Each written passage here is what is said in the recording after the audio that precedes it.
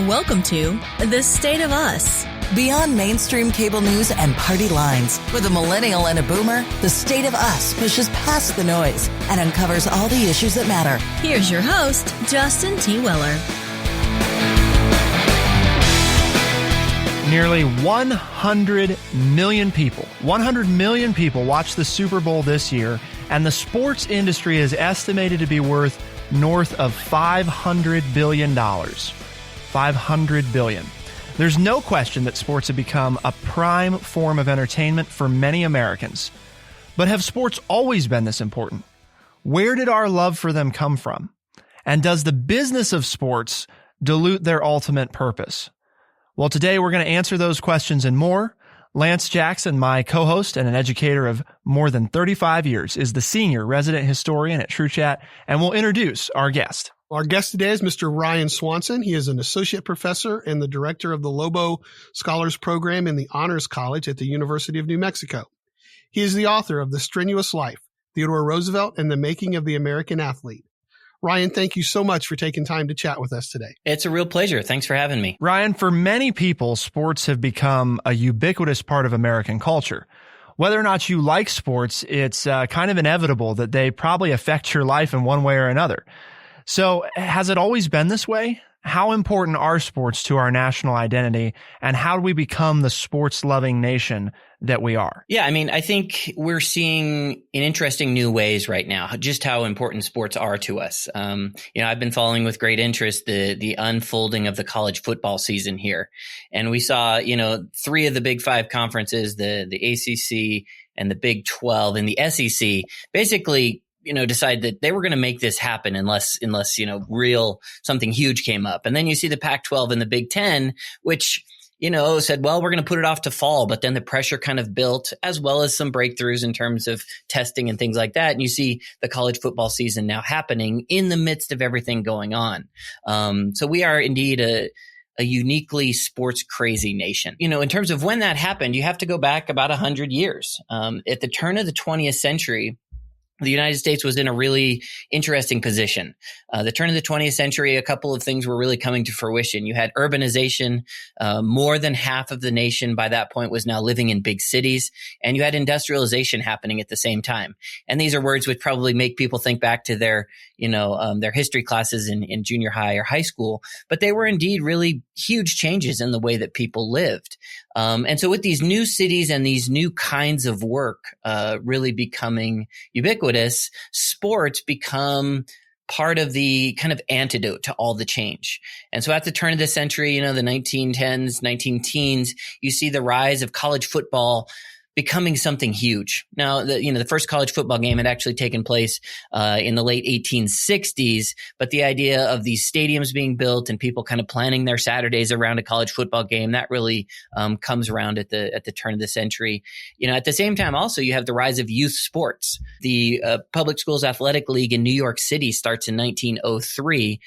And for many parents out there, like myself, who kind of remember what it's like before COVID, to take their kids, to practices every day and games every day, and it kind of runs your life. That system is really put in place at the turn of the century as well. In addition to the first World Series, the Olympic Games, all of these things kind of come about at the turn of the 20th century to address this new reality that people find in front of them. So that's really when we become the sports-loving nation that we are. And you kind of, in your book, you use Teddy Roosevelt as the centerpiece to discuss all of those issues. And before President Roosevelt came along, most people had never visited a gym, a workout place. And now that's a huge industry as well.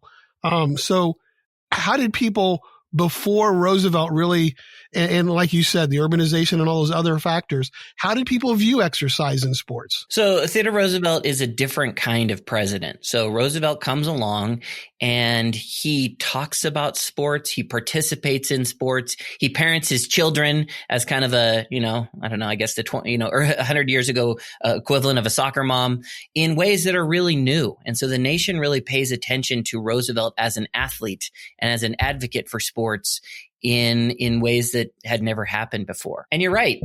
Before this time, before Roosevelt, the idea of going to a gymnasium was kind of crazy.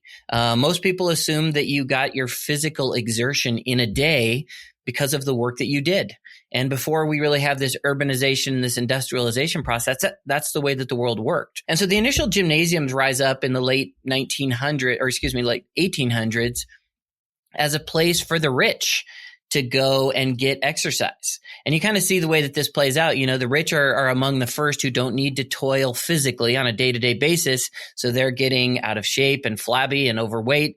And so these gymnasiums kind of rise up as a place to go work out and to socialize in ways which, you know, that we can kind of relate to today. You know, the gym scene still kind of exists that way.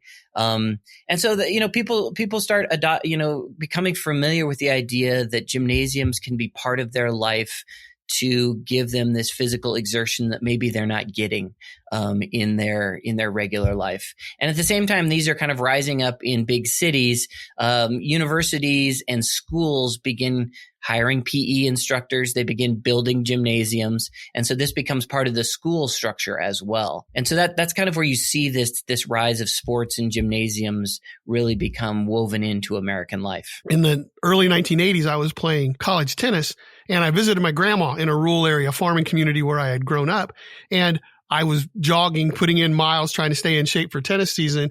And it was amazing how many farmers pulled over on the side of the road and said, "Hey man, you need to ride somewhere. Where are you running?"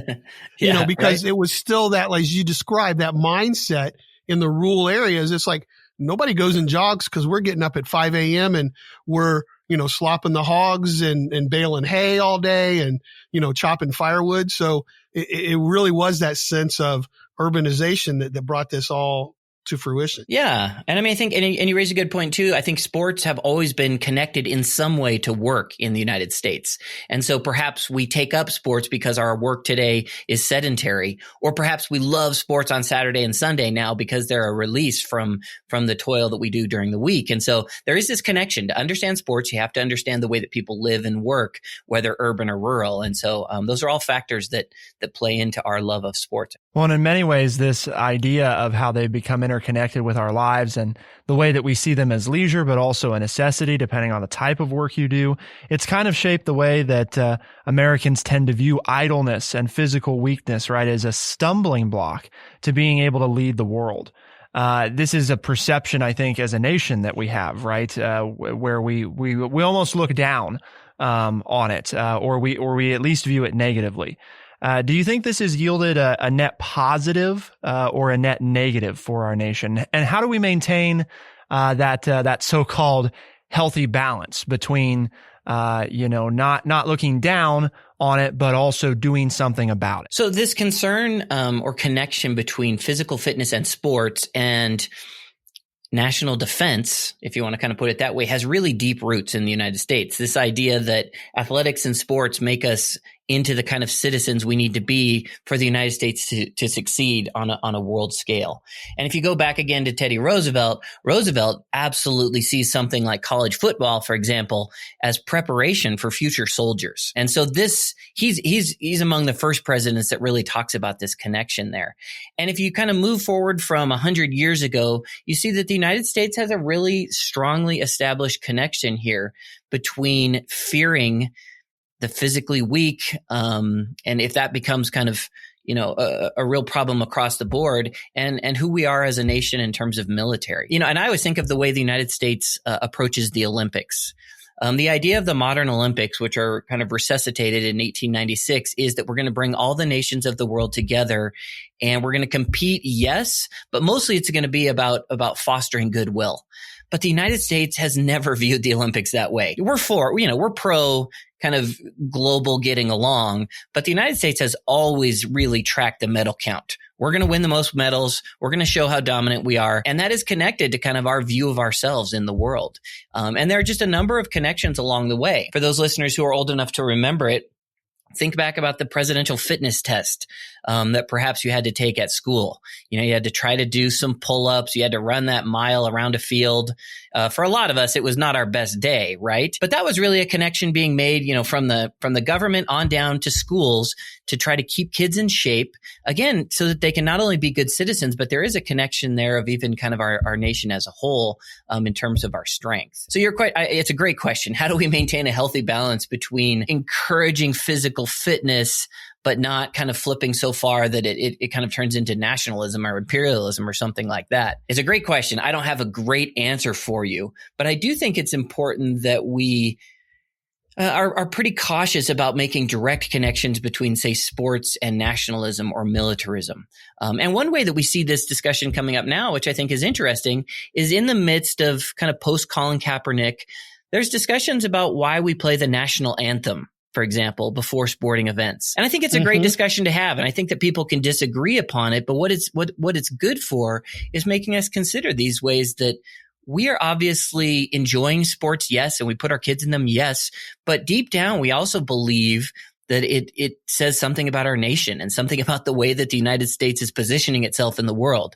And so asking questions about those things, I think, is a good start to helping us maintain some sort of balance. And so, great question. That's as close as I can probably get to some sort of answer. That's what we're about here on The State of Us, is asking those questions and trying to get people to think critically, because honestly, that's the first big step, right? We may not have, like you said, we may not have that immediate answer, but at least if collectively we're aware of what's happening and we're asking the questions, that's what's going to be a big key to ultimately figuring out what the answer is, or at least navigating toward it.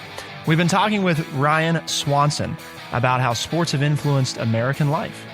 But a number of questions still remain. Do we need a fitness revolution? Have organizations like the NCAA deviated from their original purpose? To find out, keep it here on The State of Us, and we'll be right back.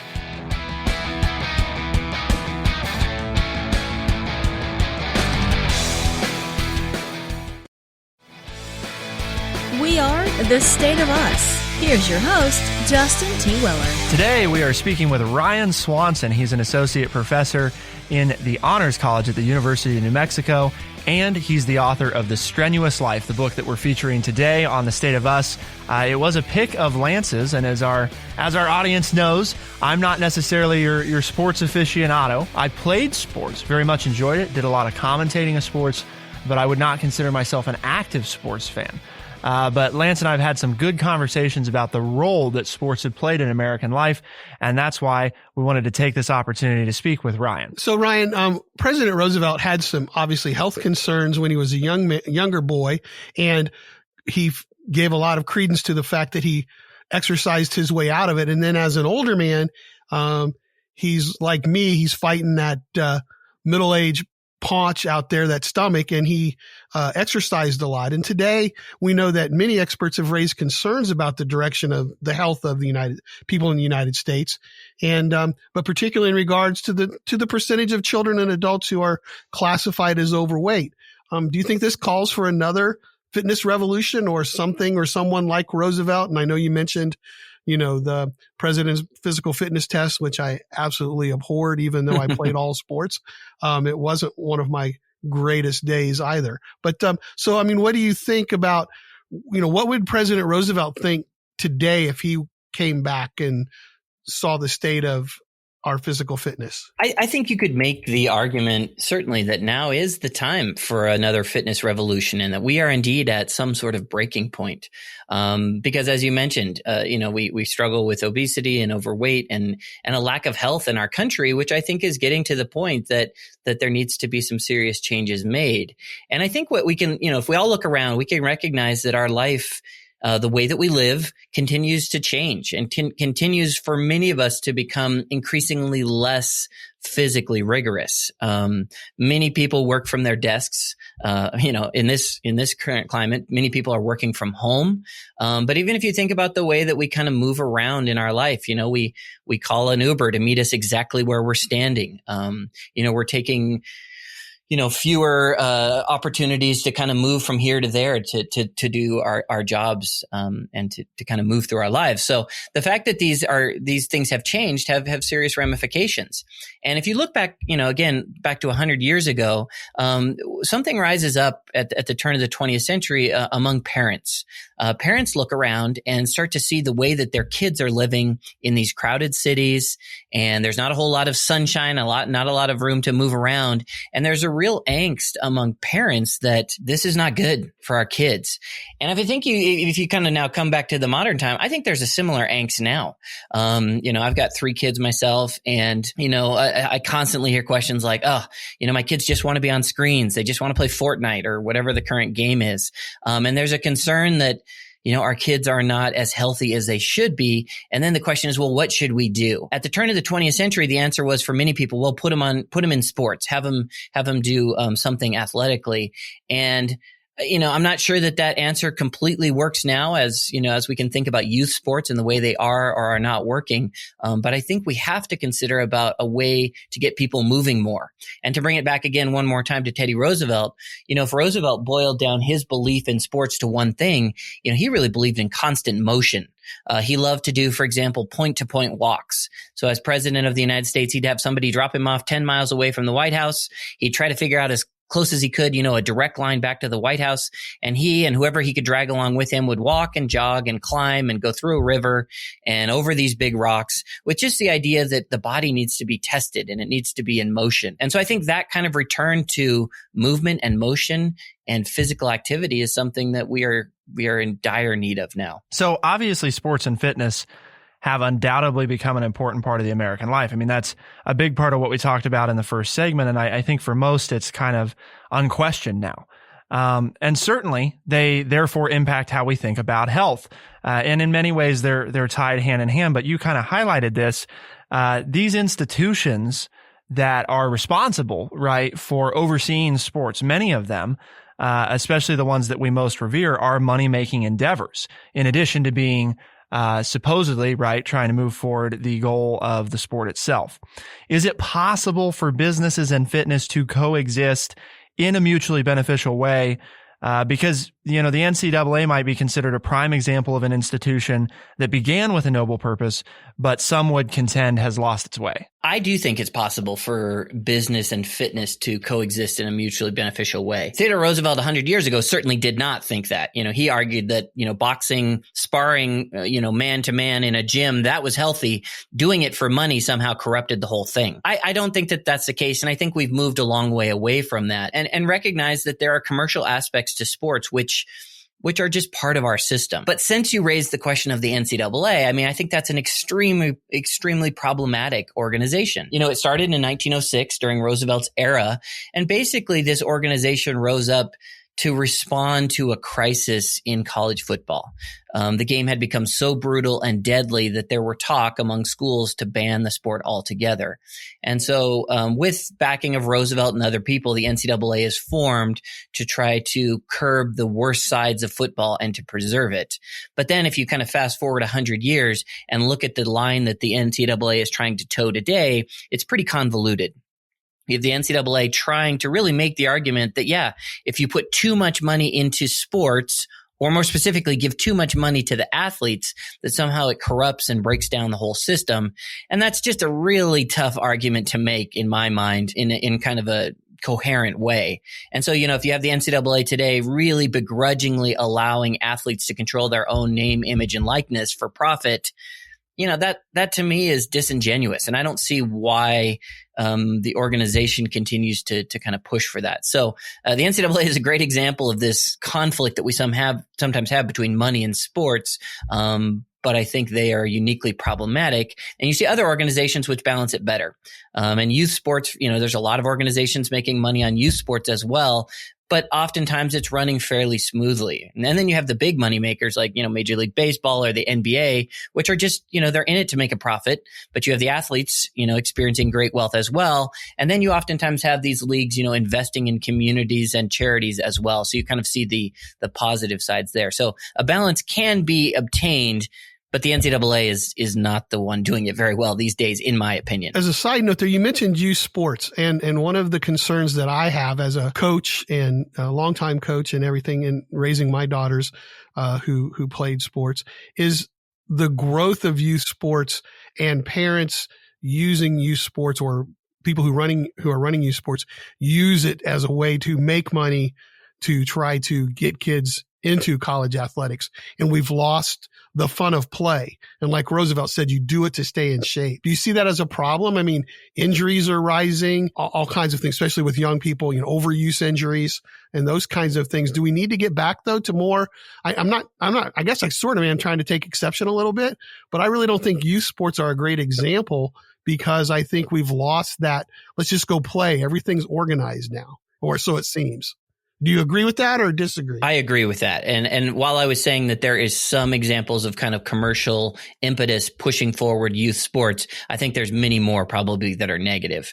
And a couple things I'd say on this. The carrot out there of a college scholarship is ruining youth sports in many places and in many communities. Exactly. I couldn't agree more. Yeah. If you look at soccer, so I've got all my kids have been in soccer at different times. I love soccer. It's a great sport for, a lot of running around, a lot of participation. But, so if you're a boy who loves soccer, great. But if you're somehow doing it for a college scholarship, the odds are just so far against you. And at the Division I level, for men's soccer, I think they get like 9 scholarships to split up among a team of 30. And that's mandated by the conferences and the NCAA. You are so much better as a parent investing in cello lessons for your kid or extra tutoring if the goal is to get some scholarship support down the line. Youth sports, I think, are in big trouble. And as you stated, youth sports have become expensive, really expensive. They've become geographically disconnected. The idea that, for example, my kids, I live in Albuquerque, New Mexico, it's very common for their coaches to say, well, we've got a tournament in Phoenix one time and Denver, and then we got to go to El Paso. And that is crazy on some level. And, if you think, again, using soccer as an example, in most parts of the world, how does soccer function? You throw a ball out there and kids play. Exactly. It is the most equal opportunity, open access sport of any sport out there. If you look at the United States, youth soccer is becoming only for upper middle class families. And so I think, groups like the Aspen Institute are doing a lot to consider what the future of youth sports might be. But I think there will have to be serious changes made. If it were up to me, I would love to see youth sports, be much more local.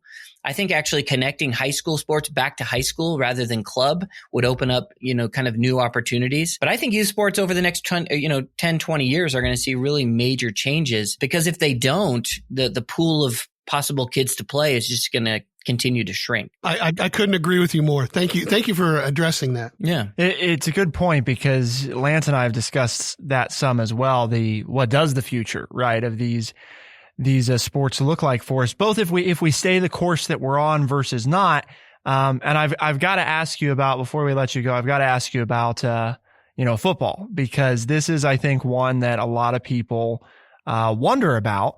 You see more and more parents that don't want their children, to play football. So maybe they'll play another sport, but not football. Yes, the NFL is obviously making a number of changes and has been over the past few years. What's the future, in your mind, with what you're reading and observing? What's the future of football look like? Is it something that we're still realistically going to have 20 years out, or not, because people don't want to play it, or not as many people want to play it because of the risks? I think, and I say this as a fan of the NFL, and I'm a fan of college football, I am not terribly optimistic that football can exist and go forward on the path that it's on now.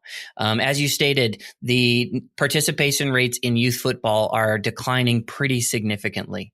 We're starting to see, if you look at some of the data, we're starting to see pretty troubling trends emerge in terms of, a real economic divide among the families who want to get their kids involved in youth football versus all the other youth sports. And so, how does that play out over the course of the, time? Do we have a sport that is really only played, by children from disadvantaged economic backgrounds, but then enjoyed and watched by those, and that's a real problem there. And if you just look at football in general, whether you're talking youth or high school or college or professional, I do think, as a non-lawyer, that the litigation and lawsuits due to the dangers out there are a real risk. And I think over the next 10, 20 years, we will see significant changes in terms of the way that football works. And again, I say that as a fan, but I think that 20 years from now, I just can't imagine having, these youth tackle football leagues. I can't imagine there won't have been serious changes made at the college and professional levels. And just one other thing, college football is so very expensive for the non-Ohio State, Michigan, Alabama schools to have. You've got these 90 scholarships. It's extremely expensive. The insurance is growing. And so I think we're going to see a real split in college football between the haves and have-nots too. So, I hate to end on kind of a down note, but that's the way that I kind of look at the future of football in this country. Well, but you cite in the book, and I don't think it's down. I think we're being realistic. You cite a headline where CTE is found in 99% of the studied brains from deceased NFL football players.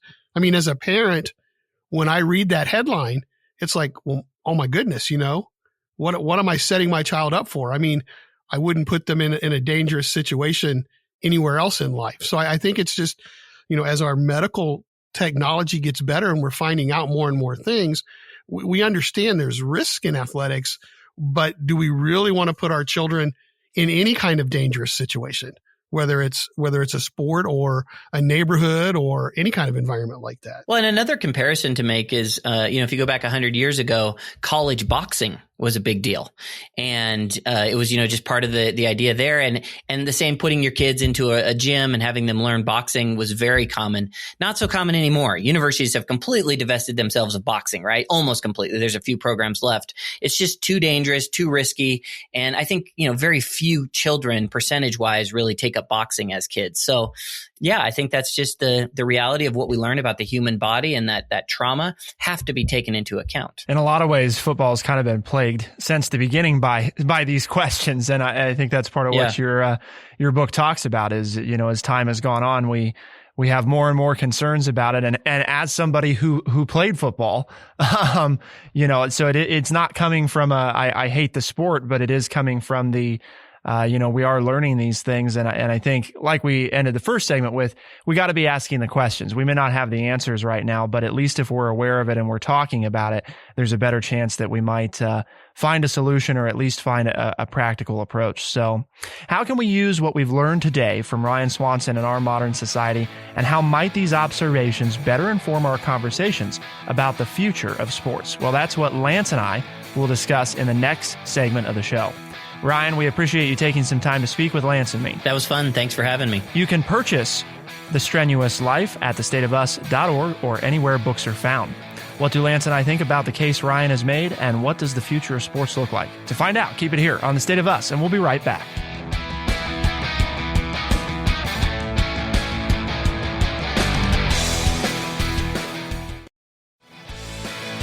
We are The State of Us. Here's your host, Justin T. Weller.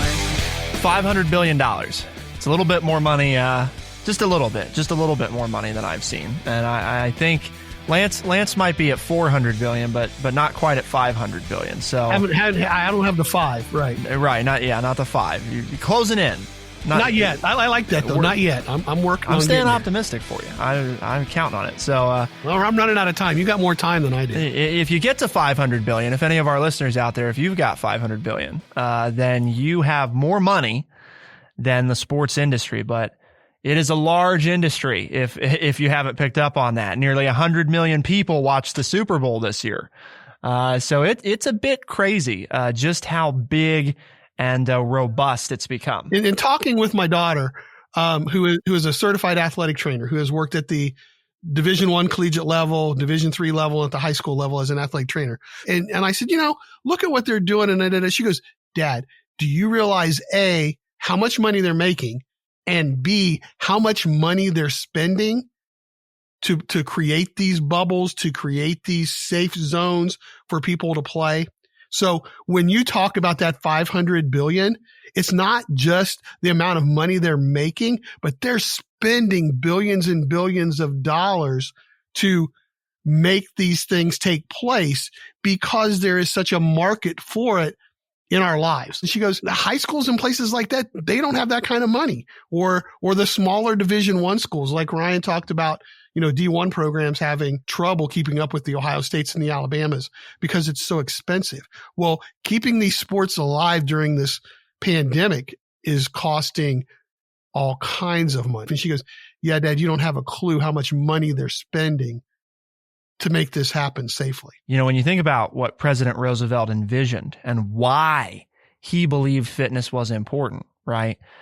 He didn't look at fitness or sports as an enterprise, right? Or as a goal to make money, or really not even to be entertained. The purpose was to be a healthy, well-off nation. That was the goal. And I think that's a very, in and of itself, that's a very noble purpose. Now, as many people will point out, we didn't get to talk about this a lot, right? President Roosevelt also probably felt that noble purpose was for white males. Obviously, there's a few problems with the nobility of the notion, but again, I'm talking about the notion in and of itself that as a nation, we want to build that fitness culture. And I guess that brings me to the next point. What I worry about when we look at this is the diminishing returns for our investment. We're spending more money on sports than we've ever spent before, and we are less healthy as a nation than we have ever been before. Something about that is backwards, folks. And that is not me saying that we should get rid of sports, but I think we've lost some of that original intent or purpose behind them. And I'm not saying we have to go back to the way things were, but I am saying I think we got to really question that, because when we're spending, right, when we have a $500 billion industry and they're spending, close to just that much as well, they're spending hundreds of billions of dollars, and we are less healthy than we've ever been. Obviously, our sports culture is not equaling healthiness as a nation. Well, I'm going to go back and make that connection with the health part of it back to the number of participants when we're younger as kids, because that's where you develop those life habits, whether you read books or whether you draw pictures or whether you're an active person, because most of us will never, ever play. Even at the high school level, very few people make the high school team or have that interest, and then college and pros are just beyond the means. It's infinitesimal, the opportunities to try to get that far. But what we don't see anymore is we don't see that play attitude. We don't see where kids are just getting up and playing. We're making it, you pay $500 to be on this little league team that's going to travel to different places to play baseball. You're going to be like Ryan brought up with soccer. You're going to make this club team and you're going to travel every weekend and stay in hotels. And all of a sudden, where's the just throwing the ball out there and running around, or playing a good game of tag, or getting the Frisbee out and chasing it down, or just going on a family walk or a hike on the weekend? Exactly. And if we make all sports structured, like I think we have, and on top of it, you make it expensive to participate, you get fewer and fewer young people. I was going to say, you get more and more young people who walk away from it and say, this isn't fun. I don't win. People make fun of me. I'm not good at this. And so they don't do it. So now they have that device that can draw them away. They have more opportunities to do different things. And so if you don't get back to the level of things just being fun and doing it for the sheer physical enjoyment of it, or the camaraderie of getting out with your friends and laughing and playing a game of freeze tag or whatever, or I'm just going to get together with my friends and we're going to go, take a walk on the bike path or a hike or go for a bike ride. How many young people are sitting there saying, Mom and Dad, can you take me down to my friends? And their friend lives 2 blocks over. Why don't you get on your bike? Why don't you walk the 2 blocks? Kind of like President Roosevelt, who liked to walk from point A to point B, go walk. But instead, no, we jump in the car and we drive them there because, it's raining or it's cold outside. Well, put a jacket on. I remember, and this is a big change, and now I sound like the old boomer that I am, so people can take offense if they want. But we would eat breakfast, and my mom would open the back door and kick my brothers and sisters and I out of the house. and say, I will call you when it's time for lunch.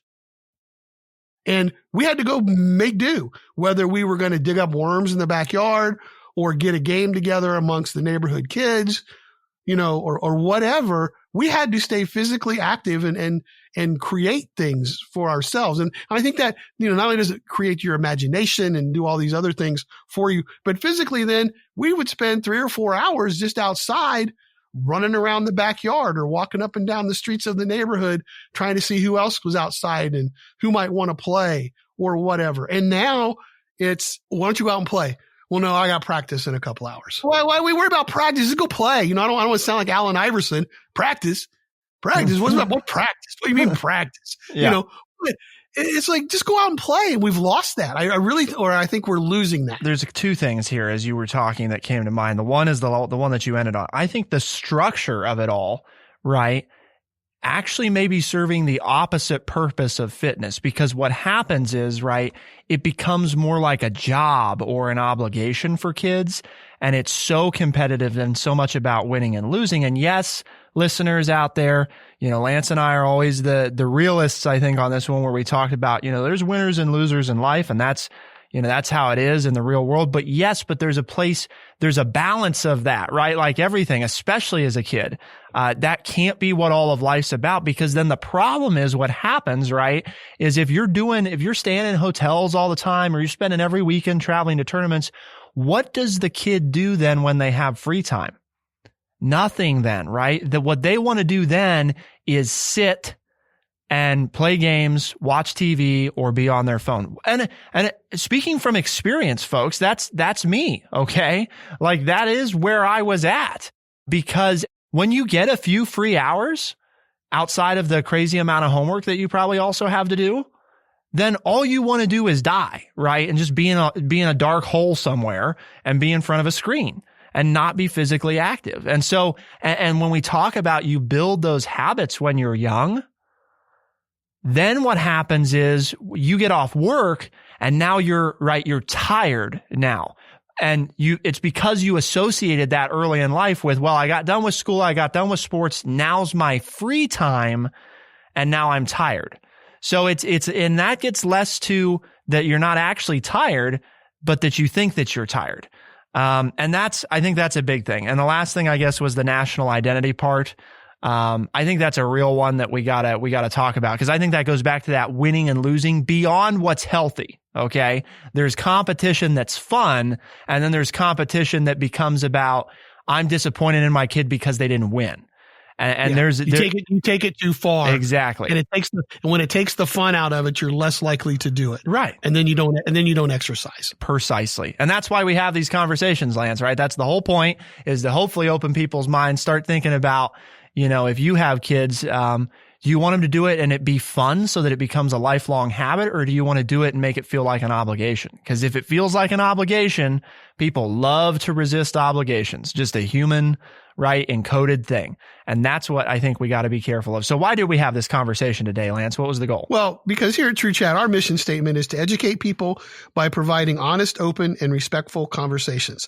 And we want you to have these conversations not only with us, but with your friends and family. So reach out and tell them what you heard today and whether you liked it or didn't like it. And they say, well, where are you getting that information? And you say, well, you can listen to these guys. They do a podcast, and you can listen to them on Spotify, Overcast, Stitcher, Apple Podcast, and everywhere podcasts are found. For the State of Us on True Chat in Urbana, Ohio, I'm Justin T. Weller. I'm Lance Jackson. Special thanks to our recording producer, Devin McCain, editing producer, Bradley Butch. Thank you to our guest, Ryan Swanson, for being on, and thank you all, our audience, for tuning in. We'll see you next time. Be the change.